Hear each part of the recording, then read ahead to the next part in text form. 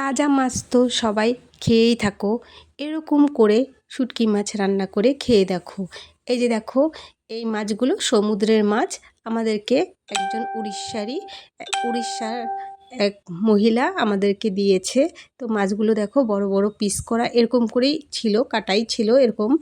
তো এইগুলোকে আমি ভালো করে ধুয়ে গরম জল দিয়ে পরিষ্কার করে রেখেছি। আর এখানে নিয়েছি পেঁয়াজ কুচি আর কিছুটা গোটা রসুন আর টমেটো তো রাখলাম। আর একটা মশলা পেস্ট করে রেখেছি, সেই মশলার মধ্যে আছে কাঁচা লঙ্কা, তারপর তোমার পেঁয়াজ রসুন পেস্ট করে রেখেছি। আমি এখানে আদা দিইনি, কিন্তু পেঁয়াজ রসুন রসুন পেঁয়াজ আর কাঁচা লঙ্কা পেস্ট করে রেখেছি।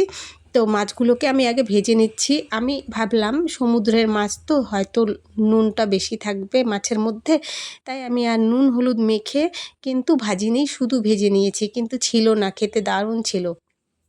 তো মাছগুলো আমি ভেজে তুলে রেখেছি, তার মধ্যে দিয়ে দিলাম পেঁয়াজ কুচিটা দিয়েও আমি এখন খুব সুন্দর করে ভেজে নেব। আর রসুনটাও দিয়ে দিচ্ছি।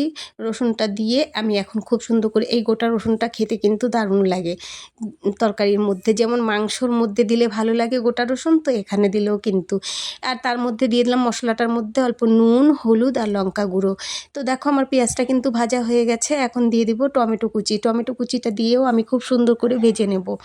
তো দেখো এই যে টমেটোটা দিয়ে দিলাম, দিয়ে আমি এখন খুব সুন্দর করে পেঁয়াজের সঙ্গে ভেজে নেব। আমার অ্যাকচুয়ালি কি হয়েছে, আমার কিন্তু এখন ভিডিও ছাড়ার টাইম, আমি আজকে এডিট করতে ভুলে গেছি ভিডিও।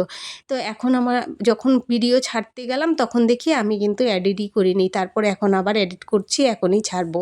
এই যে দেখো আমি মশলাটা দিয়ে দিলাম তেলের মধ্যে, এই পেঁয়াজের উপরে দিয়ে এখন মশলাটাকে আমি খুব সুন্দর করে কষিয়ে নেব। এভাবে একবার রান্না করে খেয়ে দেখো। অনেকেই কিন্তু শুটকি মাছ একদম খেতে চাও না, কিন্তু এভাবে খেয়ে দেখো, দারুণ লাগে, দারুণ। আমার কাছে ধনেপাতা কুচি ছিল না, ধনেপাতা কুচি দিলে কিন্তু আরও টেস্টি। একবার অবশ্যই ট্রাই করো। আর যারা খাও তারা তো খাওই, জানোই। আর যারা না খাও অবশ্যই একবার ট্রাই করে দেখো। অনেকেই শুটকি মাছ দেখে মানে একটু অন্যরকমই ভাব দেখায়, কিন্তু খেয়ে দেখো কেমন লাগে, অবশ্যই তারপর কমেন্ট করো। এই যে দেখো দিয়ে দিলাম মশলাটা কষিয়ে নিয়ে, এবার দিয়ে দিলাম জলের মধ্যে দিয়ে দিলাম ফুটে উঠলো জল, যখন ঝোলটা ফুটে উঠেছে তখন মাছগুলো দিয়ে দিলাম। এখন মাছগুলো দিয়েও কিন্তু আমি খুব সুন্দর করে ফুটাবো। তো একবার অবশ্যই ট্রাই করো, বারবার বলছি একবার অবশ্য ট্রাই করো। দারুণ টেস্ট বলতে দারুণ টেস্ট। তো দেখো এই যে কেমন হয়েছে, দেখেই তো বুঝতেই পারছো, কালারটা দেখেই তো বোঝাই যাচ্ছে যে তরকারিটা কেমন হয়েছে খেতে। আমি একটু টমেটো বেশি দিয়েছি, ঝাল টক খেতে খুব ভালো লাগবে তাই। তো দেখো আমার তরকারিটা প্রায় হয়েই এসেছে, দেখতেই পাচ্ছ কালারটাও কিন্তু খুব সুন্দর এসেছে। আর মানে সব শুটকি মাছের কিন্তু খুব দুর্গন্ধ থাকে না, কিছু শুটকি মাছের গন্ধটা অন্যরকমই থাকে। তো কিছু শুটকি মাছের কিন্তু ইলিশ টাইপেরও গন্ধ থাকে।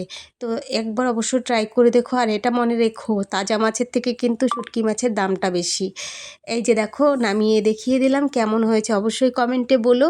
তো তোমরা অনেকেই কমেন্ট করেছিলে ডিমের অমলেট, হ্যাঁ মাছের তরকারি। তো আজকে দেখে নাও কি আমি রান্না করেছিলাম। তো ধন্যবাদ এতক্ষণ থেকে আমার ভিডিওটা দেখার জন্য, তোমাদেরকে অনেক ধন্যবাদ। আর সবার জন্য আমার মন থেকে অনেক ভালোবাসা। তাহলে আসি, টাটা, আবার আসবো অন্য কিছু নিয়ে।